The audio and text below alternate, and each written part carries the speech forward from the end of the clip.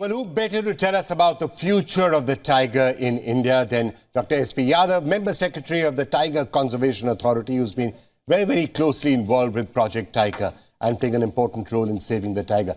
Dr. Yadav, thank you so much for joining us. So, a proud moment. There's some plateauing in growth, but 3167 compared to 1411. I look back at that period, 2006, 2008, 2010, when it looked like the tiger was about to go extinct in India.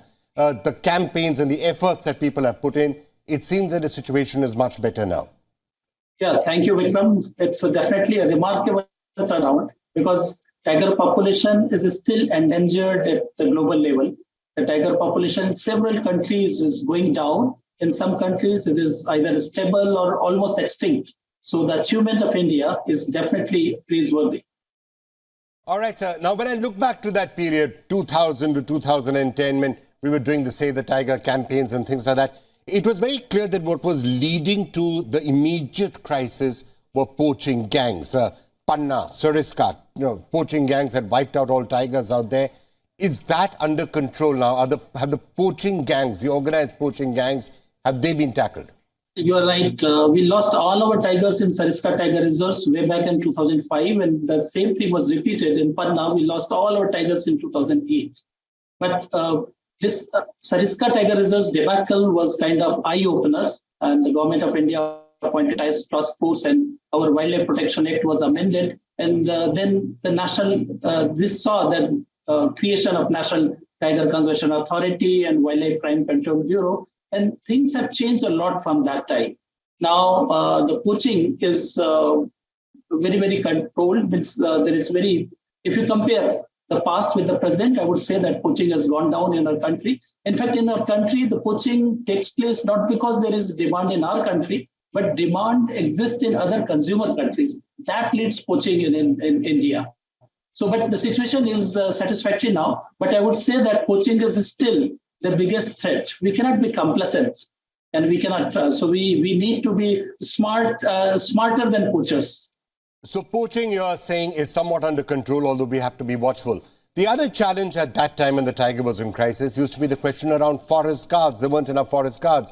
Large number of national parks and reserves did not have the guards that they needed, which is why the tiger was under threat. What is the situation on that right now? Do you think there's enough personnel now to be able to protect the tigers? In fact, tigers are found in 18 of our states, and the situation is improving.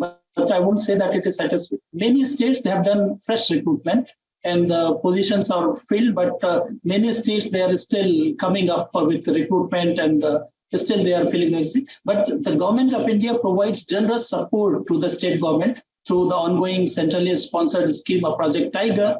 And these vacant positions, the state governments, they deploy the contractual employees or casual employees to compensate the gap in the staffing pattern. So let me now move on to the next major risk factor for the tiger, which is, of course, around animal-human conflict. Now, that used to be a challenge when tigers, and still is a challenge, when tigers come out of their zones and come into conflict with humans or kill cattle, and then sometimes villagers would try and poison the tigers and kill them in retaliation. That's regrettable. How do you rate that? Is that still a risk factor that we need to worry about right now, or has that stabilized? I would say that because of this increasing population of tigers in certain pockets of the country, the biggest challenge today before the protected area manager is the human-tiger conflict. As far as tiger conservation or tiger reserve management goes, there are certain areas where the tigers, as you very well know, that when the cubs are born, the cubs, they remain with the mother for 2 to 3 years. Then after that, they disperse. Tiger is a solitary animal. So they disperse in order to establish their own territory. They are territorial animals. So if they fight with the existing territorial tigers, dominant tigers, if they succeed, they establish their territory inside.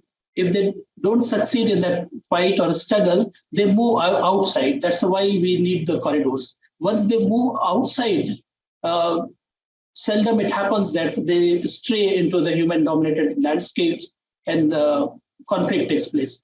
Also, the aged old tigers or injured tigers, which are not able to hunt in the wild, they often come out into the human-dominated landscape and But let me tell you that because of our funding support, National Tiger Conservation Authority has also developed standard operating procedure. We are continuously supporting the state governments for the capacity building of staff. There are early warning systems, alert systems deployed in the fields. So we are fully prepared to take on head-on this challenge of human-tiger conflict. But still, it is definitely an issue which requires a lot of attention from the field staff and the functionaries.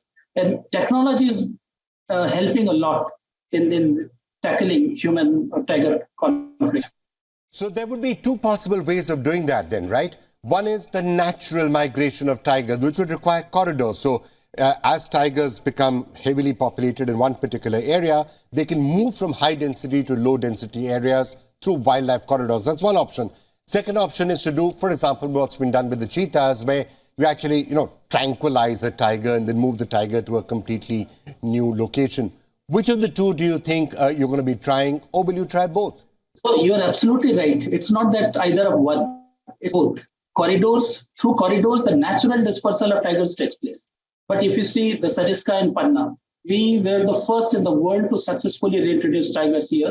And we brought tigers. We lifted them from Chopper and from Ranthambore to Sariska and from Bandhavgarh and Kanha to Panna Tiger Reserves. We shifted them, and it means artificial efforts were made. So both the efforts, either way, is important to make a balance of tiger population in the country. And if you see recently also, we have translocated and released tigers in Maghav National Park. See Mukundra Tiger Reserve in Rajasthan, Ramgarh Vishdhari Tiger Reserve in Rajasthan.